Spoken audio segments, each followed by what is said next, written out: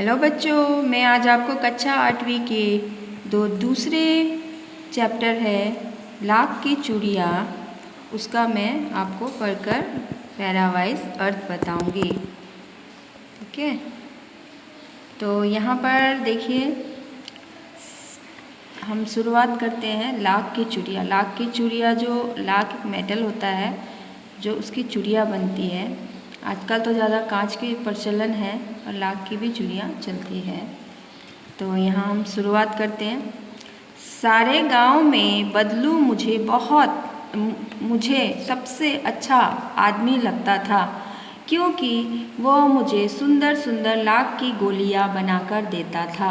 मुझे अपने मामा के गांव जाने का सबसे बड़ा चाव यही था कि जब मैं वहां से लौटता था तो मेरे पास ढेर सारी गोलियां होती, रंग बिरंगी गोलियां जो किसी भी बच्चे का मन मोह ले। तो यहाँ पर लेखक ने कहा है कि वो जब गांव जाता था तो उसे बदलू बहुत अच्छा लगता था, क्योंकि वो उसे सुंदर सुंदर लाख की गोलियां बनाकर देता था और उसको अपने गांव में मामा के गांव जाना बहुत अच्छा लगता था। वो चाव से जाता था और उसके पास बहुत सारी गोलियां होती थी। जब वहाँ से वो रिटर्न होता था, वापस होता था, तो उसके पास बहुत सारी रंग बिरंगी गोलियां होती थी जो किसी भी बच्चे का मन मोह ले, है ना। वैसे तो मेरे मामा के गांव का होने के कारण मुझे बदलू को बदलू मामा कहना चाहिए था, परंतु मैं उसे बदलू मामा ना कहकर बदलू काका कहा करता था, जैसा कि गांव के सभी बच्चे उसे कहा करते थे। बदलू का तो यहाँ में लेखक बोलते हैं कि वैसे वो मामा का गांव होने के कारण उसे बदलू को बदलू मामा कहना चाहिए, पर वो बदलू को मामा ना कहकर काका कहता था, क्योंकि गांव के दूसरे बच्चे उसे काका कहते थे। ठीक है, तो यहाँ बदलू का मकान कुछ ऊंचे पर बना था। मकान का सामने बड़ा सा सहन था जिसमें एक पुराना नीम का वृक्ष था और उसी के नीचे बैठकर बदलू अपना काम किया करता था। बगल में भट्टी दहकती रहती जिसमें वो लाख पिघलाया करता। सामने एक लकड़ी की चौखट पड़ी रहती जिस पर लाख के मुलायम होने पर वो उसे सलाख के समान पतला करके चूड़ी का आकार देता।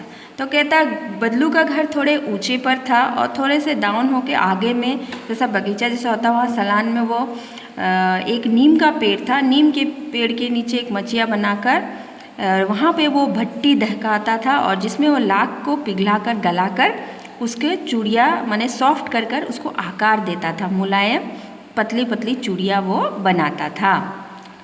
पास में 4-6 विभिन्न आकार की बेलन नुमा मुंगेरियाँ रखी रहती जो आगे से कुछ पतली और पीछे से मोटी होती।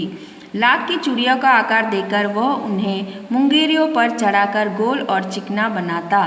तब एक एक कर पूरे हाथ की चूड़ियाँ बना चुकने के पश्चात वह उन पर रंग करता। बोलता है कि लाख को वो गला के जब सॉफ्ट हो जाता तो उसके पास बहुत सारे 4-5-6 प्रकार के बेलना नुमा जैसे कि जैसे कि रोटी बनाते जो बेलन होता है ना, तो उस तरह की उसके पास मुंगेरियाँ थी और उसमें से कुछ पतली कुछ मोटी बनाता था वो। तो लाख की चूड़िया को वो आकार देता था। उसके बाद उस मुंगेरियों पर चढ़ाकर गोल और चिकना बनाता था और ऐसे करके वो एक एक करके हाथ की चूड़ियाँ बना चुकने के बाद जब बना लेता था तो उसको वो कलर कर देता था, रंग कर देता था। ठीक है, बदलू यह कार्य सदा ही एक मचिए पर बैठकर किया करता था जो बहुत ही पुरानी थी। बगल में उसका हुक्का रखा रहता था जिसे वो बीच बीच में पीता रहता था।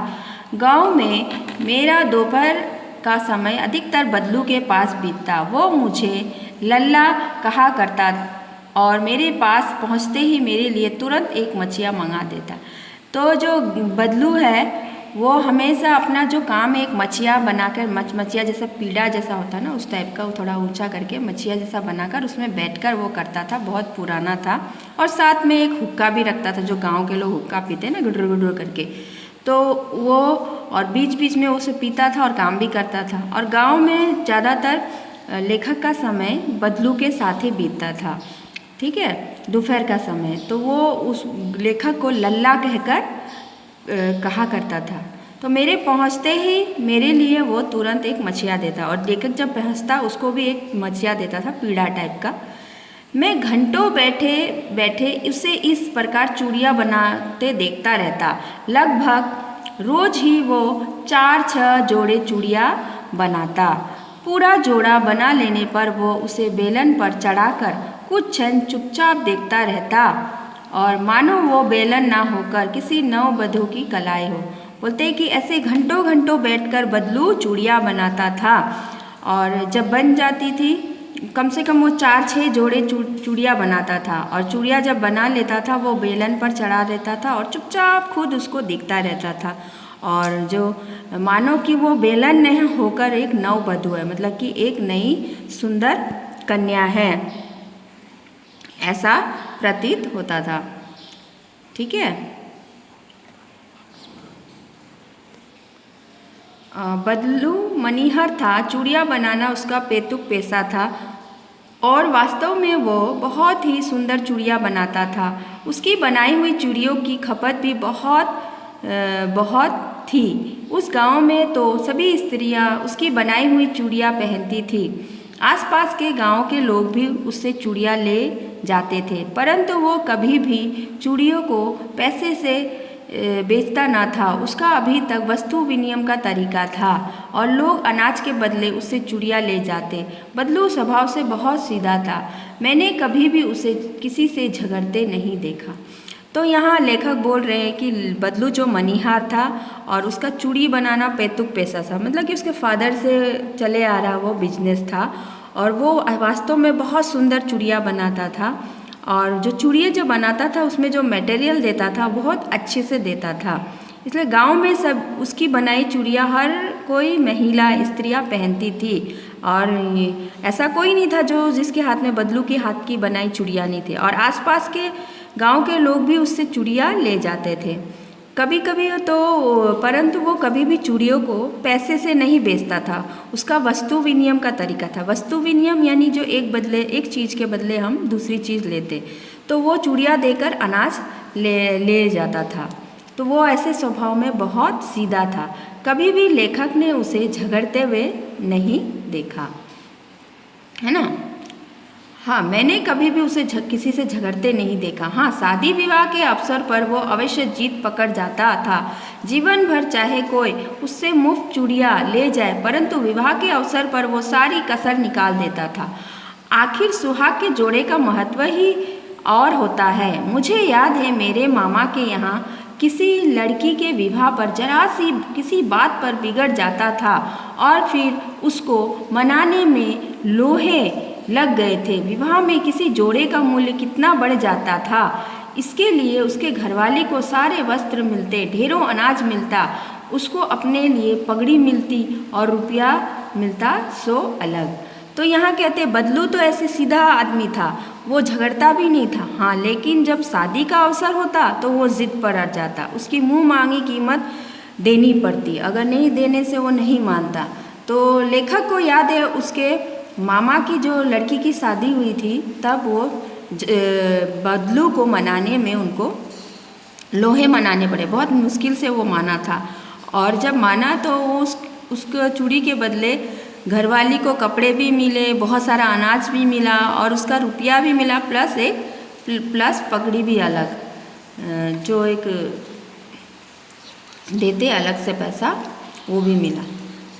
यदि संसार में बदलू को किसी बात से चिढ़ थी तो वो थी कांच की चूड़ियाँ से। यदि किसी भी स्त्री के हाथों में उसे कांच की चूड़ियाँ दिख जाती तो वो अंदर ही अंदर कुढ़ उठता, और कभी कभी तो 2-4 बातें भी सुना देता। मुझसे तो वो घंटों बातें किया करता था। कभी मेरी पढ़ाई के बारे में पूछता, कभी मेरे घर के बारे में, और कभी यूं ही शहर के जीवन के बारे में। मैं उससे कहता कि शहर में सब कांच की चूड़ियाँ पहनते हैं, तो वो उत्तर देता, शहर की बात और है लल्ला, वहाँ तो सभी कुछ होता है। वहाँ तो औरतें अपने मर्द का हाथ पकड़कर सड़कों पर घूमती भी है, और फिर कलाइयाँ नाजुक होती है ना, लाख की चूड़ियाँ पहने तो मोच ना आ जाए। कभी कभी बदलू मेरी अच्छी खासी खातिर भी करता। जिन दिनों उसकी गाय से दूध होता वो मेरे लिए मलाई बचा कर रखता, और आम की फसल में तो मैं रोज ही उसके यहाँ से 2-4 आम खाता। तो यहाँ में लेखक बोल रहे बदलू को अगर किसी चीज़ की चिढ़ थी तो वो थी कांच की चूड़ियाँ। अगर वो किसी महिला के हाथ में कांच की चूड़ियाँ देख लेता तो उसे बहुत गुस्सा आता और मन ही मन गुस्सा के कूटता था और किसी को 2-4 बात भी सुना देता था। तो लेखक कहते हैं कि हमारे शहर में तो कांच की चूड़ियाँ पहनती है। तो बदलू कहता था गांव की शहर की बात अलग है, वहाँ की औरतों का हाथ तो बहुत नर्म होता है, मुलायम होता है। अगर वो लाख की चूड़ियाँ पहनेंगी तो मोच ना आ जाए। तो फिर ऐसे कहता था। तो और ये भी कहते थे कि शहर में तो औरत मर्द हाथ पकड़ के घूमते हैं, मतलब कि वहाँ की बात अलग है। और गांव की औरत तो थोड़ा मेहनत ज़्यादा करती है, उनका हाथ थोड़ा हार्ड होता है। तो ऐसे वो कहता है। तो लेखक रोज ही उसके घर जाता था और जब बदलू का गाय होती थी तो मलाई वो उसके लिए रख देता था और 2-4 आम भी खा आता था। परंतु इन सब बातों के अतिरिक्त जिस कारण वो मुझे अच्छा लगता वो था कि लगभग रोज ही वह मेरे लिए 1-2 गोली बना देता। बोलते हैं कि सबसे अच्छा लगता था लेखक को बात, बदलू रोज उसके लिए 1-2 गोली तो बना ही देता था जब चूड़ियाँ बनाता था। ठीक है। मैं बहुधा हर गर्मी की छुट्टी में अपने मामा के यहाँ चला जाता था और 1-आध महीने वहाँ रहकर, तो लेखक यहाँ बोलते हैं कि वो जब गर्मी की छुट्टियों में वो मामा के यहाँ चला जाता था और 1-आध महीने वहाँ रुककर स्कूल खुलने के समय वापस आता था। परंतु 2-3 बार ही मैं अपने मामा के यहाँ गया होऊंगा, तभी मेरे पिता की एक दूर की शहर में बदली हो गई और एक लंबी अवधि तक मैं अपने मामा के गांव ना जा सका। तब लगभग 8-10 वर्ष के बाद जब मैं वहां गया तो इतना बड़ा हो चुका था कि लाख की गोलियों में मेरी रुचि नहीं रह गई। अब गांव में होते हुए भी कई दिनों तक मुझे बदलू का ध्यान ना आया। इस बीच मैंने देखा गांव में लगभग सभी स्त्रियां कांच की चूड़ियाँ पहने हैं, विरले ही हाथ में मैंने लाख की चूड़ियाँ देखी। तब एक दिन सहसा मुझे बदलू का ध्यान हो आया। बात यह हुई कि बरसात में मेरे मामा की छोटी लड़की आंगन में फिसलकर गिर पड़ी और उसके हाथ की कांच की चूड़ी टूटकर उसकी कलाई में घुस गई और उससे खून बहने लगा। मेरे मामा उस समय घर पर ना थे, मुझे ही उसकी मरहम पट्टी करनी पड़ी। तभी सहसा मुझे बदलू का ध्यान हो आया और मैंने सोचा कि उससे मिल आऊं।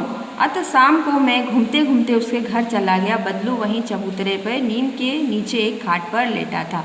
तो यहाँ लेखक कहते हैं कि वो समर वेकेशन में अपने मामा के घर चला जाता था और वहाँ एक आध महीना 1.5 मंथ वो वहाँ रहकर आता था।